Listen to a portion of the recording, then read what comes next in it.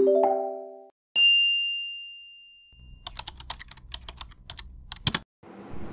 guys, so first off we start with the face wash. I like using this face wash as it removes all the dirt and all the dust and germs from my face.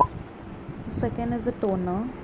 This is a one thing toner. It is a Korean based product toner. I like using in tapping motions all over my face. Next is a serum.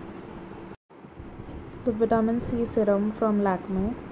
I really like this serum. I've been using it for past 1 week and it has really brightened up my skin. So as a beginner, I would recommend every one of you to invest in a good vitamin C serum. Applying it all over my face, my cheeks, my forehead.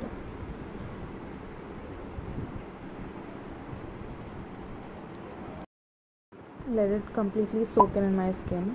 Next is a moisturizer. I really love this moisturizer, Clinique moisturizer. It's very light, it's not heavy on the face, and I've been using this moisturizer for many years. I have dry patches near my mouth, so I apply there as well, and it's very light. It's a bit expensive, but I really like this. Next is a lip balm. This is my second favorite. I really used to have very chapped lips before. I thought of consulting the doctor as well, but this Lineage lip balm is very good.